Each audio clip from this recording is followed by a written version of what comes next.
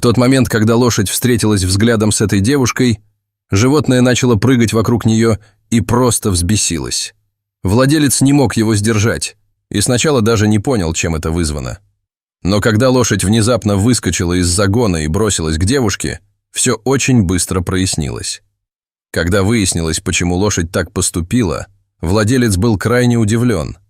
Алекс не имел понятия о том, что с ним должно было случиться в тот день. Он переживал из-за того, что его скаковая лошадь, призрак, впервые выступит на соревнованиях. Он так много внимания уделял разговорам с потенциальными игроками, что не заметил, как в зал вошла молодая женщина. Когда призрак, обычно такой спокойный и не подверженный влиянию толпы в такие моменты перед забегом, проходил по дорожке рядом с молодой женщиной, что-то изменилось в животном. Алекс никогда в жизни не видел такой перемены, кардинальной перемены в поведении лошади. Лошадь ни с того ни с сего начала совершенно сходить с ума. Сначала она начала пугать людей, которые были близко к забору, и большинство из них отступили на несколько шагов назад. Затем другие лошади, находившиеся по крайней мере в радиусе 10 метров вокруг призрака, начали немного нервничать, увидев реакцию лошади. Они поняли, что причиной этого была девушка. В тот момент, когда другие лошади начали отходить в сторону, Алекс еще не понял, что могло стать причиной такой неожиданной выходки его лошади. Животное начало носиться по загону так бешено, как только могло, и все, что, по мнению Алекса, он мог сделать, это подождать, пока призрак успокоится. Но призрак был далек от завершения. Лошадь на полной скорости бросилась на часть ворот. К этому моменту большинство окружающих людей уже вовсю наблюдали за внезапным событием. Кроме того, именно в этот момент молодая девушка сделала несколько шагов вперед, как будто наконец-то настал запланированный момент для этого. Сердце Алекса упало, когда он увидел, как его лошадь перепрыгивает через большой забор. Все всегда уверяли его, что высота этого забора будет такой, какой скаковые лошади никогда не смогут перепрыгнуть. Алекс боялся не только за свою любимую лошадь, но и за молодую девушку, которая, казалось, была в серьезной опасности. Теперь всем вокруг было ясно, что призрак положил глаз на молодую женщину и что она, вероятно, также была причиной того, что эта обычно такая спокойная лошадь вела себя как дикий зверь. Теперь он мчался к ней на полной скорости, а Алекс все еще не понимал, почему. Видел ли он когда-нибудь эту девушку раньше? Он действительно боялся, что девушка в опасности, поскольку в конце концов именно его лошадь могла причинить вред. Ему и представить себе не моглось, что призрак когда-либо причинит кому-то вред.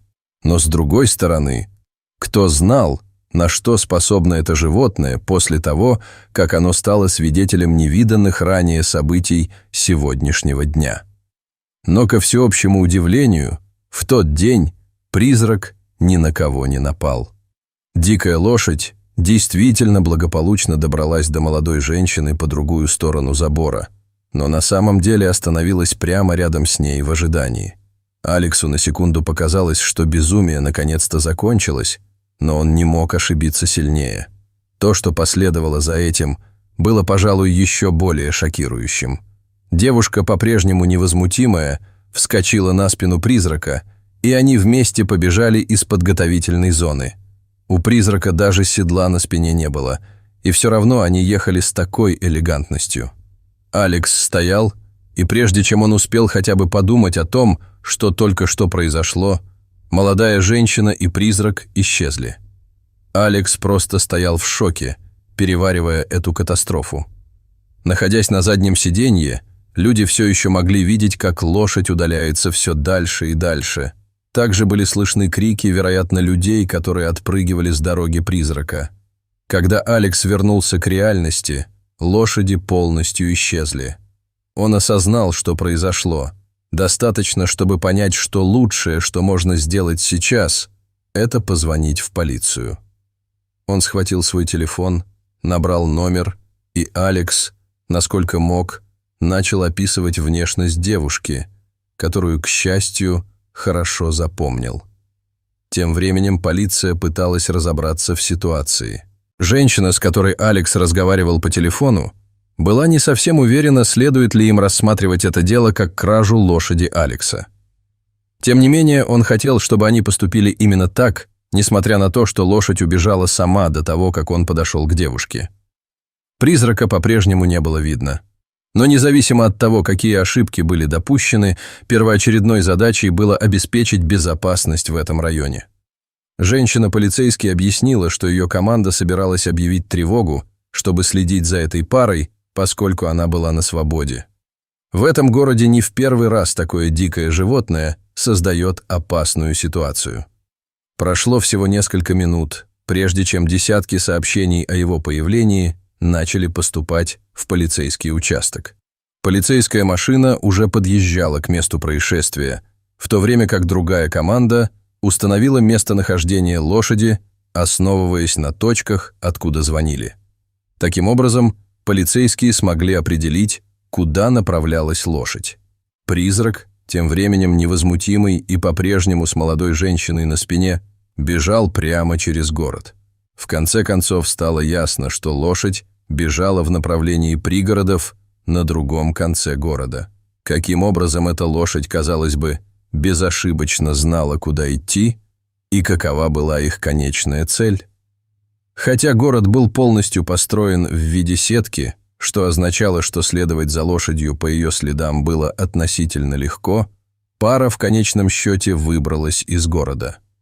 После этого число замеченных стало постепенно уменьшаться, пока не осталось никого, о ком можно было бы сообщить. Полиция продолжила поиски, хотя и не имела ни малейшего представления о том, где эти двое сейчас находятся. Полицейские машины прочесали район, где их видели в последний раз, но пара, казалось, растворилась в воздухе. Но как могла лошадь такого размера внезапно исчезнуть? Не имея никаких других зацепок или свидетельств, другим полицейским было трудно определиться с дальнейшим шагом. Они решили пойти и поговорить с некоторыми людьми на скачках. Возможно, кто-то из них знал, кто эта девушка, и они могли бы помочь направить их в правильном направлении. Или, может быть, они смогли бы узнать больше о мотивах действий этой девушки. Было так много вопросов, на которые нужно было ответить. К счастью для Алекса и полиции, большинство людей все еще находились на месте скачек, поскольку скачки продолжались, как и планировалось. Было несколько гонок, в которых призрак не должен был участвовать, а в тех, в которых он участвовал, просто оставалось свободное место. Но это привело к непредвиденным последствиям. Одной сбежавшей лошади было недостаточно, чтобы отменить все соревнование, даже если эта лошадь быстро становилась фаворитом пари. То, что Алекс сначала считал хорошей вещью, но теперь, когда он вернулся в этот район, стало большой обузой. Когда Алекс снова появился на площадке, его приветствовало множество разгневанных игроков, которые поставили большие деньги на лошадь, которая в последнюю минуту не появилась на стартовой линии. Большинство этих игроков на самом деле получили заверение от самого Алекса, что его лошадь покажет невероятные результаты. Конечно, Алекс был расстроен тем, что эта ситуация нанесла такой удар по его хорошей репутации, но, честно говоря, его это не слишком волновало.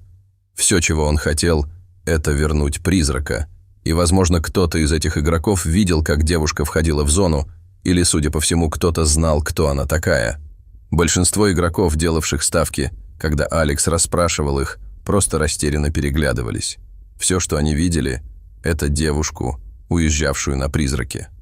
На самом деле они предполагали, что он занимается мошенничеством, и что девушка была сообщницей Алекса, что он спланировал все это так, чтобы его лошади не пришлось участвовать в скачках. Алекс счел эти обвинения абсолютно странными и заверил некоторых игроков, которых он знал лично, что больше всего пострадал от сегодняшних событий он сам. Тем не менее, в читающем мире это не было такой уж редкостью. Некоторые известные владельцы принимали ставки и исчезали со своими деньгами и лошадью. Он пришел сюда, чтобы получить информацию, а не оправдывать действия своей лошади. Становилось все более и более очевидным, что он не получит много ответов от игроков, которые все еще находились рядом с ним. Бедный владелец лошади начал терять надежду, но тут кто-то внезапно налетел на Алекса. Это был не просто удар, а скорее прямое столкновение. Удар был настолько сильным и неожиданным, что поглощенный своими мыслями Алекс не смог удержаться на ногах. Он потерял равновесие и упал на землю. И прежде чем он успел осознать, что только что произошло, мужчина, который налетел на него, уже помогал ему подняться. Бедный Алекс дотронулся до своего плеча, и, к счастью, никаких внутренних повреждений не оказалось. Затем он почувствовал, что в его руке что-то скользит, и что это делает другой мужчина. Когда они оба снова встали, незнакомый, но воспитанный мужчина извинился перед Алексом, кивнул ему и быстро ушел. Полицейские, которые окружали Алекса в течение последнего часа или около того, все еще разговаривали с некоторыми игроками, делающими ставки, и поэтому не видели, как происходило это испытание. Это дало Алексу возможность тайком взглянуть на то, что только что вложили ему в руку. Это была небольшая записка, сложенная в несколько раз. «Встретимся за конюшнями через 5 минут. Не приводите полицию». Она была написана наспех, но смысл был ясен. И все же Алекс понятия не имел, чего хочет от него этот человек. Он всем сердцем надеялся, что удастся получить информацию о местонахождении призрака, поэтому был готов пойти на любой риск. Следующее, что сделал Алекс, это подошел к полицейским. Он сказал им, что ему нужно сделать пару личных звонков, и они неохотно согласились, хотя все еще были заняты поисками кого-нибудь поблизости. Алекс поспешил к задней части конюшни, где, как он надеялся, его уже ждал таинственный мужчина. К счастью, мужчина был там. Алекс чуть не бросился к нему, хотя и не хотел устраивать сцену. Он так отчаянно хотел получить ответы, но мужчина жестом показал, что ему нужно сохранять спокойствие и вести себя тихо. Оказавшись за конюшнями, Алекс понял, что его больше никто не видит. У конюшева было миллион вопросов, которые он хотел задать человеку, написавшему записку. Больше всего Алекс хотел узнать, есть ли у этого человека какая-нибудь информация о девушке, которая некоторое время назад похитила призрака. Он, к своему удивлению, ответил, что да. На самом деле именно он привел ее на сегодняшнюю гонку.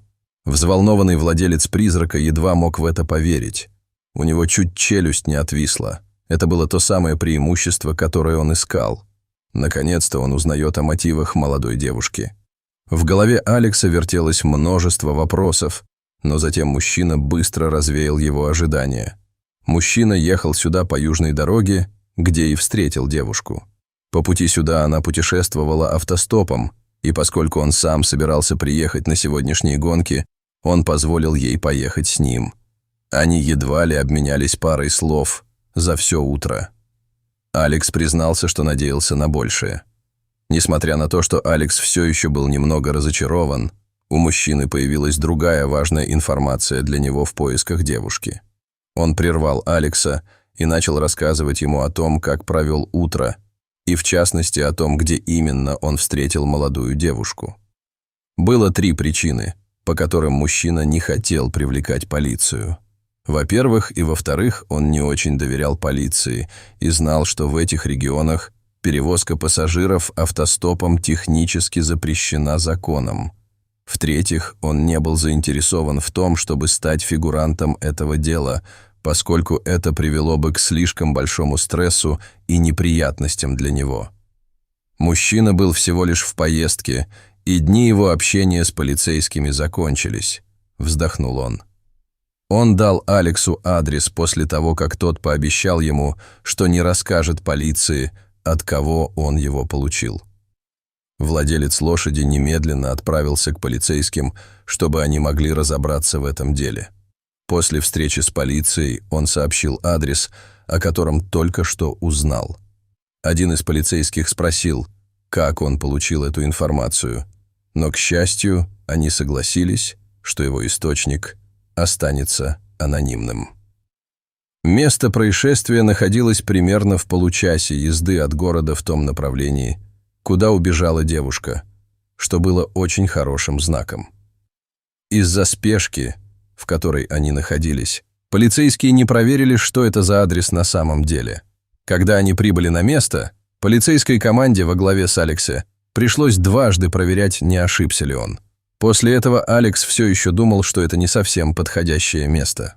По совпадению, адресом была красивая ферма, где Алекс мог видеть десятки лошадей, прогуливающихся по полям. Алекс подумал, что это место похоже на рай, если он когда-либо его видел. Действительно ли таинственная девушка родом отсюда? И, что более важно, привела ли она призрака в это место? Алекс и полицейские вышли из машины, понимая, что у них не так уж много аргументов, и им будет трудно спорить с владельцем этого места. Они были выше всего прочего, приехав сюда, чтобы найти призрака, пропавшую лошадь. Никто еще не вышел из домов, чтобы поприветствовать их. Но все стало намного проще, когда они медленно выбрались на местность. По заднему двору прогуливалась группа людей, скорее всего, лет 20, и, судя по тому, как они были одеты, они были смотрителями за лошадьми. И тут Алекс действительно заметил девушку, которую надеялся здесь увидеть. Когда девушка увидела, что они приближаются, она выглядела такой же удивленной всем этим, как и Алекс. И хотя она, вероятно, была поражена, она, очевидно, также поняла, что пути к бегству нет. Вот почему она стояла неподвижно, повернувшись лицом к мужчинам, ожидая, пока они быстро приблизятся к ней и ее спутникам. В то время как все трое немедленно начали забрасывать девушку вопросами, позади них из главного здания фермы выбежали пожилой мужчина и женщина. Они не казались такими дружелюбными, как девушка. Они оба начали выкрикивать что-то, похожее на вопросы о том, что они делают с их дочерью. Прошло некоторое время, прежде чем ситуация наконец успокоилась настолько, что люди начали понимать друг друга. Один из полицейских предложил всем сесть за стол для пикника неподалеку от того места, где они стояли. Когда они начали как следует обсуждать, что именно произошло, все довольно быстро прояснилось. Ферма оказалась не обычным животноводческим ранчо, а скорее чем-то вроде центра спасения лошадей. Пожилая пара вместе со своими детьми присматривала за животными и заботилась о том, чтобы у них был комфортный конец жизни. В некоторых случаях лошадей продавали новым владельцам. Алекс и не подозревал, что призрак знал эту ферму много лет. Скаковой конь родился здесь после того, как его мать была приютена беременным животным. Призрак был здоровым жеребенком, каким только можно быть, и его продали. Но, как признались родители, возможно, им следовало получше присмотреться к его новому владельцу. Мужчина, которому они продали жеребенка, был с другого конца города, где сильна культура скачек. Он, по-видимому, выдумал ложь о том, что конь был рожден от скаковой лошади класса прима, и что поэтому он стоит больших денег. А Алекс, как третий владелец, попался на эту удочку и купил животное за крупную сумму денег. В первые годы жизни призрака на этой ферме младшая дочь пары Стейси проводила много времени с жеребенком. Их крепкая компания привела к тому, что она сразу узнала его на утреннем забеге. Несмотря на то, что они оба за это время выросли, призрак тоже узнал Стейси.